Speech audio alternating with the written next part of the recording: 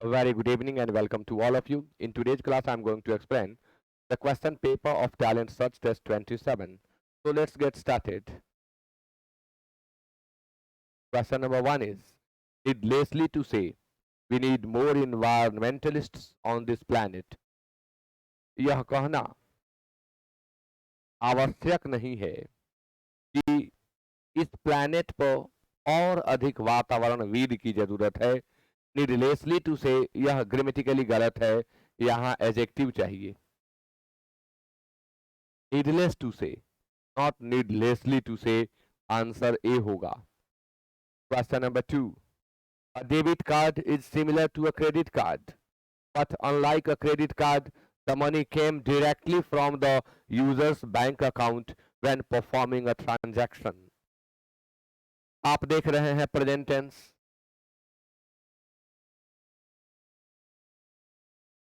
when performing a transaction, transaction को perform करने के दौरान.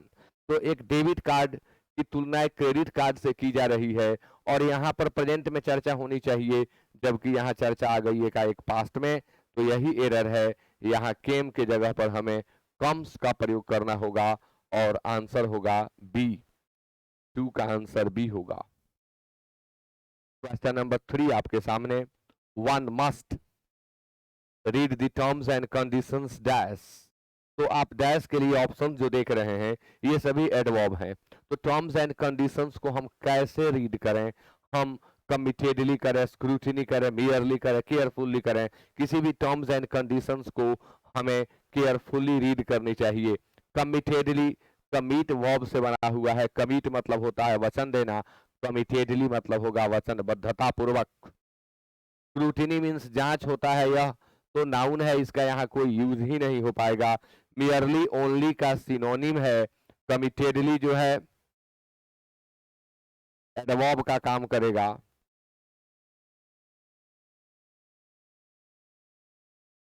तो आंसर यहाँ पर डी होगा. Question number 4. The bees were buzzing around constantly. बीज लगातार अगल बगल इर्द गिर्द में यानी अराउंड में बजिंग कर रहे थे, भनभना रहे थे. Busy building their dash pretty fast. और वो बहुत तीव्र गति से अपने बिल्डिंग को डैश कर रहे थे, मतलब अपने डैश को बिल्ड कर रहे थे. बिल्ड यहाँ वर्ब का काम कर रहा है. तो बीज कहाँ रहते हैं, क्या वो बना रहे थे? तो अपने रहने का जगह बना रहे थे, इसलिए हाइव होगा. मधुमक्खियों के रहने के जगह को हाइव कहते हैं. ऐसे सब शब्द सिंपल हैं, आप परिचित हैं. आंसर 4 का ये होगा. Question number 5. एटेन्युएट. और एटेन्युएट का आपको बताना है सिनोनिम. ए में वीकेन है, बी में एक्सपैंड है, सी में स्ट्रेंगन है और डी में इंटेंसिफाई है. एटेन्युएट मीन्स होता है कमजोर बनाना.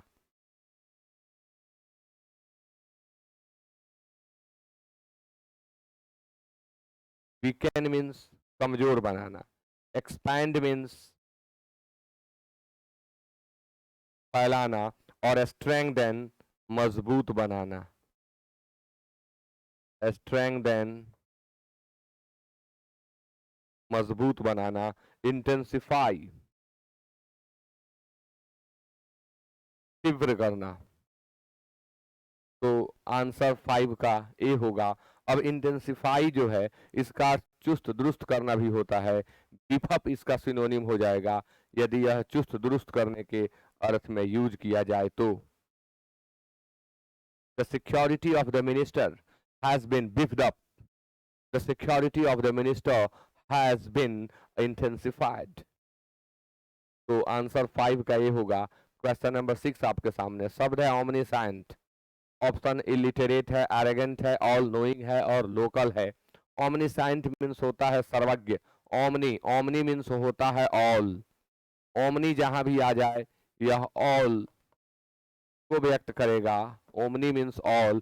साइंट मीन्स जानने वाला, यानी सब कुछ जानने वाला, जिसे हम कहते हैं सर्वज्ञ, सब कुछ जानने वाला. इलिटरेट जो बिल्कुल पढ़ा लिखा ना हो यानी निरक्षर. एरोगेंट मीन्स अभिमानी. एरोगेंट मीन्स अभिमानी. ऑल नोइंग होगा आंसर. 6 का आंसर सी होगा. Question number 7. शब्द है ब्रिंडल्ड. ब्रिंडल्ड। ऑप्शन ए में टैबी है, बी में स्पॉटेड है, सी में स्टिपल्ड है और डी में अनफ्लेक्ट है। आपको बताना है अपोजिट वर्ड, अपोजिट। ब्रिंडल्ड, ब्रिंडल्ड मीन्स होता है चितकबरा, वह जो एक रंग में न हो, वह जिसके कई रंग हों, वह जिस पर बहुत सारे कलर के धब्बे हों, उन्हें हम उसे हम ब्रिंडल्ड कहते हैं। यानी धब्बे वाला भी हम कह सकते हैं, ब्रिंडल से ब्रिंडल्ड बनता है, जिसपे धब्बे लगे हुए हो, दाग लगे हुए हो, उसे भी हम ब्रिंडल्ड कहेंगे। Tabby a species of cat, cat की एक स्पेसीज होती है टैबी। स्पॉटेड, स्पॉटेड दाग वाला, धब्बे वाला, यानी ब्रिंडल्ड के लिए यह सिनोनिम हो जाएगा। स्टिपल्ड, स्टिपल्ड मीन्स होता है कपड़े इत्यादि पर बहुत बारीकी से कुछ काम करना। छोड़ देता हूं इसको बता करके, इतना लंबा अर्थ क्या लिखूं। अनफ्लेक्ट मीन्स होता है बेदाग, कम ही स्वच्छ, बिना किसी दाग के, स्पॉटलेस। तो 7 का आंसर डी होगा। इमैक्यूलेट, इमैक्यूलेट और स्पॉटलेस आप अनफ्लेक्ट के बदले यूज कर सकते हैं। क्वेश्चन नंबर 8 में शब्द है टर्ब्यूलेंस, इसका आपको अपोजिट वर्ड बताना है टर्ब्यूलेंस का। टर्ब्यूलेंस मीन्स होता है उथल पुथल,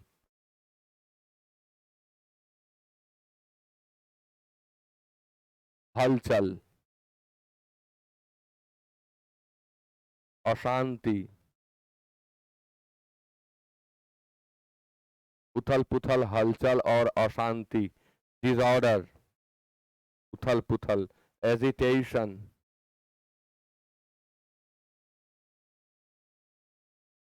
आंदोलन, पीस, शांति, फाइट,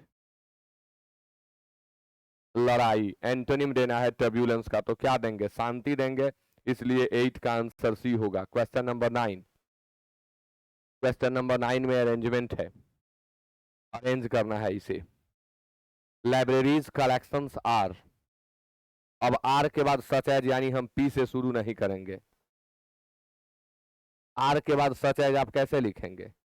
आर के बाद वर्ब टू बी है आर, इसके बाद या तो वर्ब फोर आता है, नहीं तो एडजेक्टिव आता है। तो एडजेक्टिव आपको यहाँ दिख रहा है, are crucial for diverse purposes. Libraries का कलेक्शन भिन्न भिन्न उद्देश्यों के लिए अहम है, यानी महत्वपूर्ण है। तो हम शुरुआत करेंगे आर से ही। अब ये कौन कौन से भिन्न भिन्न पर्पसेज हैं? तो such as economic development, educational research and recreational pursuits। Pursuit means भी होता है उद्यम, काम, और recreational means होता है of entertainment, having entertainment को हम कहेंगे recreational। तो आंसर क्या हो जाएगा? RPQ, RPQ ए में दिया हुआ है, यानी आंसर ए 9 का। क्वेश्चन नंबर 10, एक्टिव पैसिव है, पैसिव है तो एक्टिव करें, एक्टिव है तो पैसिव करें।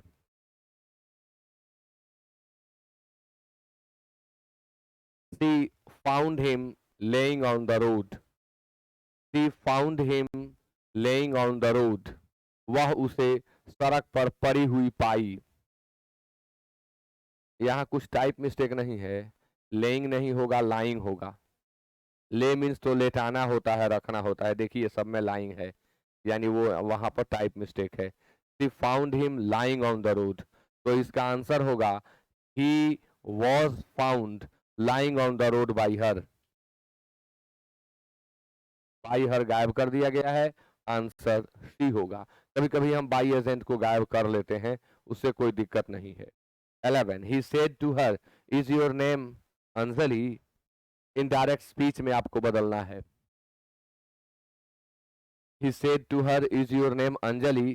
तो इनडायरेक्ट स्पीच में बदलने के लिए क्वेश्चन को हम आस्क्ड, इंट्रोगेटेड, वांटेड टू नो इत्यादि में चेंज करते हैं, यानी सेड टू को या सेड को। तो he asked her if or whether her name was Anjali, answer A सही है।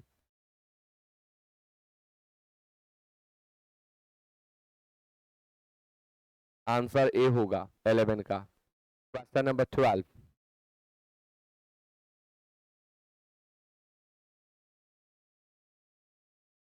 करेक्टली स्पेल्ड वर्ड को चूज करें।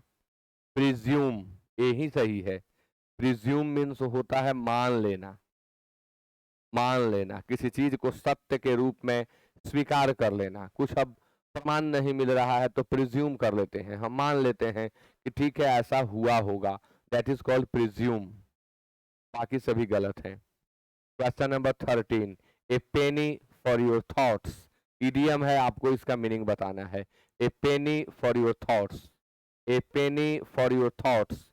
यह जो है a penny for your thoughts, यह हाल चाल पूछने का एक तरीका है। जब कोई उदास हो, बिल्कुल शांत बैठा हुआ हो, पेंसिव मूड में हो, एकदम न बोल रहा हो, तब उसे बुलवाने के लिए आप यूज करते हैं, यूज कर सकते हैं a penny for your thoughts. तो आंसर देखें, a way of asking what someone is thinking. जी हाँ, यानी जब किसी के दिमाग में कुछ चल रहा होता है, आप उसे टोक कर पूछते हैं क्या चल रहा है तुम्हारे माइंड में, what is going on in your mind, what's on your mind, ऐसे भी कह सकते हैं। तो ये 13 का आंसर ए होगा। Question number 14, all in A days work. All in A days work, जब कुछ अनयूजुअल हैपन होता है और ये बहुत बार हैपन हो जाता है तो ये रोजमर्रा का विषय हो जाता है। किसी के रोजमर्रा में जो घटित होने वाली चीजें होती हैं, अनयूजुअल चीजें, मोस्ट डिफिकल्ट चीजें, उसे हम कहते हैं all in A days work. All in A days बहुत कम पूछे जाने वाले इडियम है, लेकिन पूछे ही गए हैं, प्रीवियस ईयर क्वेश्चन से लिया गया है, बट चर्चा में बहुत कम आएंगे, बहुत कम लोगों का सही हुआ है यह। Even in routine work one can find instances of fun, नहीं होगा। समथिंग अनयूजुअल और difficult accepted as a part of someone's normal routine. जी हाँ, किसी के रोजमर्रा में आ जाना, बार बार किसी के साथ कुछ अनयूजुअल होना, बहुत डिफिकल्ट चीज उसके साथ हो जाना, यही कहलाता है all in a days work.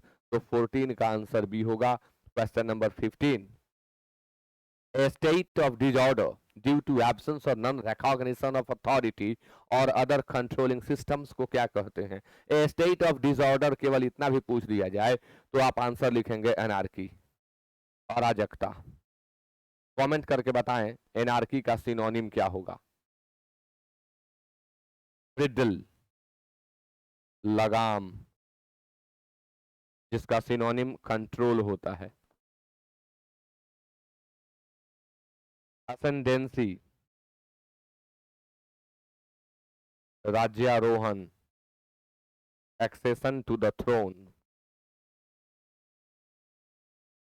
Accession to the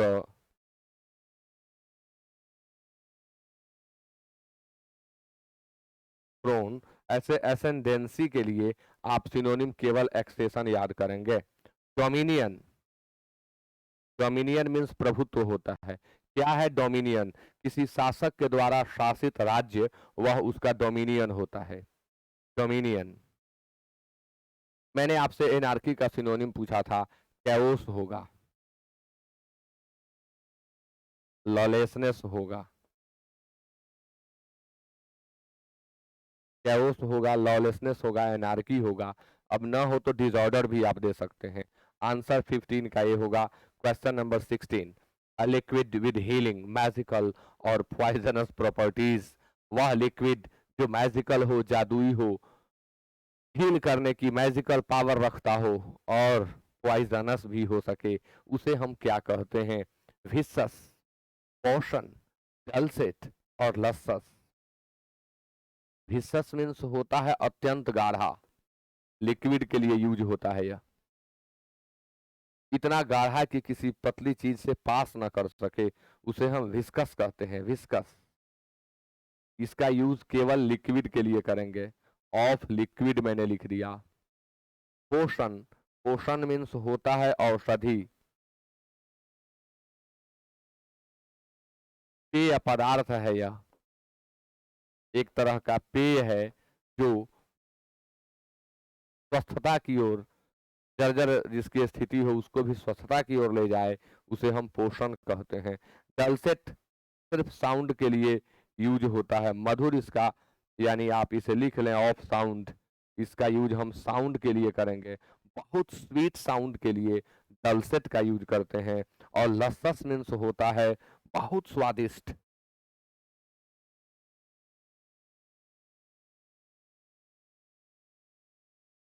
लसस का दूसरा अर्थ रसदार भी होता है। लसस का अर्थ रसदार भी होता है। हाँ, तो आंसर क्या होगा? जिसमें मैजिकल पावर हो वह लिक्विड पोषण कहलाता है। मैं आपसे चर्चा भी कर चुका हूँ। 16 का आंसर भी होगा। क्वेश्चन नंबर 17 सेंटेंस इंप्रूवमेंट है। ब्रैकेटेड पार्ट को आप इंप्रूव करें। It must have started when I was 8 or 9 years old, when the curse of cursive writing struck me. बात अवश्य उस समय की होगी जब मैं 8 या 9 वर्ष का था, जब कर्सिंग राइटिंग का कर्स मुझे स्ट्रक किया था, उस समय की होगी। तो मस्ट के साथ हैज तो लगता ही नहीं है। देखें technique of trick.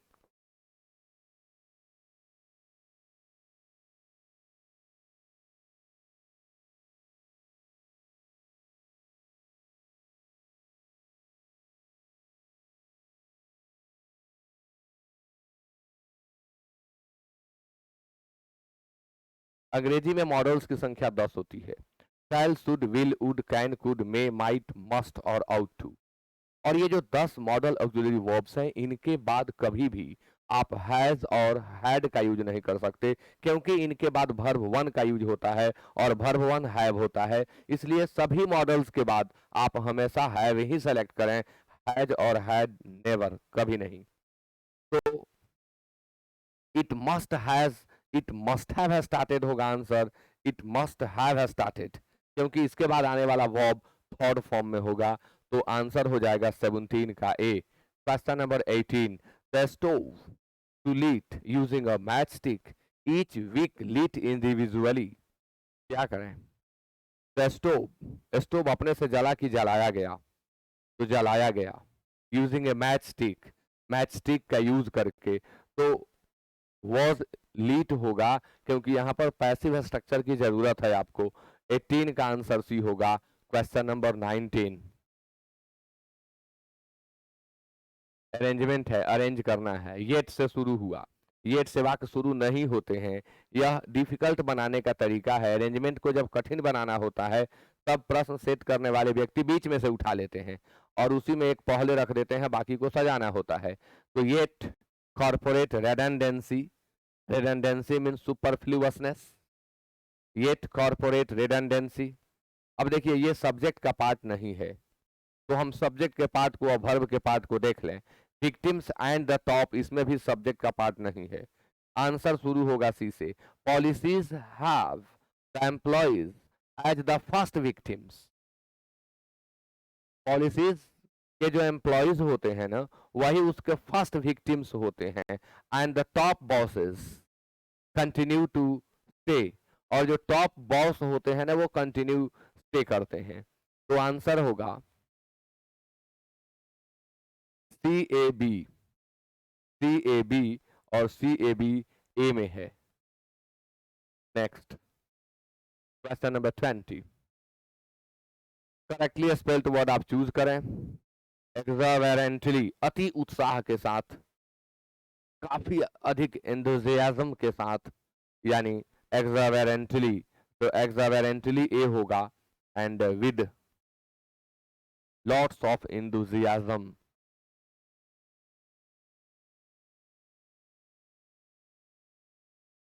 With lots of enthusiasm, answer A होगा। अब 21 से 25 में क्लोज टेस्ट है। कॉन्शसनेस रिजेंबल्स ए स्ट्रीम, होश यानी हमारी चेतना, हमारी जागृत चेतना एक स्ट्रीम की तरह, एक झरने की तरह होती है। यानी रिजेंबल किया जा रहा है कॉन्शसनेस का स्ट्रीम के साथ। रिजेंबल एक इंपॉर्टेंट रूल जो हमेशा पूछा जाता है एग्जामिनेशंस में। रिजेंबल मीन्स होता है रंग रूप में एक समान होना, आचार विचार व्यवहार में एक समान होना। रेजम्बल के साथ आप कभी भी टू या विथ का प्रयोग ना करें।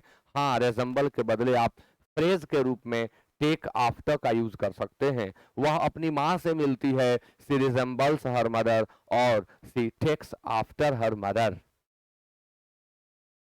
तो consciousness resembles a stream also in other particulars. A stream is dash, अब stream की चर्चा करिए। dash unbroken hole from its source to its mouth। Stream जो होता है फ्रॉम इट्स माउथ, यानी जहां से यह शुरू हुआ है वहां से होल चलता है एकदम। तो क्या भरें यहाँ पर, एन भरें, ए भरें, क्योंकि यहाँ पर हमें डिटर्मिनर ही चाहिए। ए है, एन है, दैट है, ओनली है। तो यहाँ पर अनब्रोकन का प्रोनाउंसिएशन अ से शुरू होता है, इसलिए हम एन फील करेंगे। एन अनब्रोकन होल, यानी ये बीच में खंडित नहीं होता, बीच में टूटता नहीं है, अनब्रोकन कंटिन्यू रहता है, सोर्स इसका जो है ना माउथ से लेकर। And an observer stationed at one point, इसको ऑब्जर्व करने वाला, इसका अवलोकन करने वाला किसी एक पॉइंट पर स्टैंड होकर के। स्टेशनड का अर्थ यहाँ स्टैंड है। Can not see all dash it at once, अब ये सारी चीजें किसी भी झील का, किसी भी झरने का एक पॉइंट पर खड़ा होकर के आप संपूर्ण कैसे देख सकते हैं। तो all dash it, all all of it होगा, यानी इसका जो होल पार्ट है उसे वह नहीं देख सकता। वंस, एक बार में, at once. He sees but the one little section, अगर वो किसी चीज को देखता है तो सिर्फ एक छोटे से सेक्शन को, बट मतलब के अलावे, यहाँ बट का अर्थ के अलावे होगा, और जब बट का अर्थ के अलावे हो तब यह प्रपोजिशन कहलाता है। बट का अर्थ लेकिन हो तब हम इसे कंजंक्शन कहते हैं। बट रिलेटिव प्रोनाउन का भी काम करता है, कंजंक्शन, रिलेटिव प्रोनाउन और प्रपोजिशन तीनों का यह काम करता है। Can not see all dash it at once, he sees but the one little section, वह जिसे देखता है वो सिर्फ और सिर्फ एक छोटा सा सेक्शन होता है, which dash to be passing his station point, अगर वह जहां स्टेशन पॉइंट पर होता है, जहां वह स्टैंड किया होता है, उस स्टेशन पॉइंट से गुजरने वाले सीन को ही वह केवल देख पाता है, उससे अधिक वो कहाँ देखता है। Which dash to be passing his station point, which, अब चर्चा प्रेजेंट में, चूंकि हमको वर्ब भरना है, चर्चा प्रेजेंट में की जा रही है। अब जब प्रेजेंट में चर्चा की जा रही है, यहाँ रिजेंबल्स का यूज किया गया, यहाँ इज का यूज किया गया। ये स्टेशन अलग चीज है, खड़ा होकर के, रुक करके वो कह रहा है। देखिए फिर यहाँ सीज है, यानी कह रहा है कि प्रेजेंट का भरो, इसलिए हम हैपन्स भरेंगे। Which happens to be passing his station point at the time, उस समय जो उसके स्टेशन पॉइंट से गुजर रहा होता है ना, जो दृश्य सिर्फ उन्हीं दृश्यों को वह देख पाता है, उससे अधिक को वह नहीं देख पाता। The current may look much the same from moment to moment, हो सकता है कि एक पल से दूसरे पल में जो करंट है, जो धारा है, वह एक जैसी प्रतीत हो। but the component particles which constitute the stream, लेकिन जिन पार्टिकल से वो स्ट्रीम बना होता है, कंस्टिट्यूट निर्मित करना, बनाना, which constitute the stream are dash changing, लेकिन जिस कंपोनेंट से वो फॉर्म्ड रहता है, कंस्टिट्यूटेड रहता है, वो तो परिवर्तित होते रहते हैं, बदलते रहते हैं। चेंजिंग कैसे, एडवर्ब देना होगा ना, क्योंकि वर्ब की विशेषता एडवर्ब ही बता सकता है, इसलिए हम लिखेंगे कॉन्स्टेंटली चेंजिंग।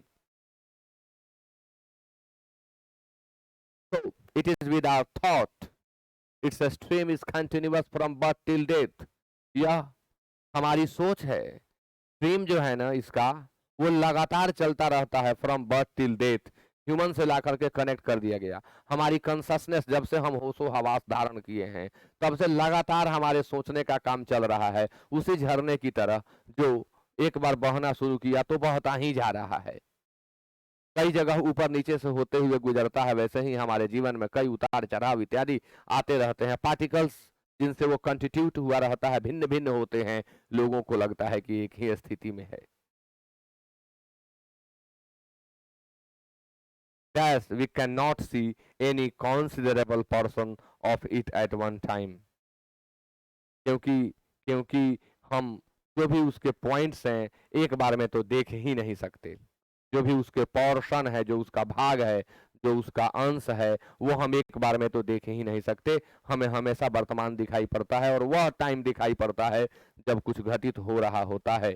तो आंसर 25 का ये होगा। और इसी के साथ कंप्लीट किया मैंने टैलेंट सर्च टेस्ट 27 के एक्सप्लेनेशन को। Thank you so much for being with me till the end of the class. Good night.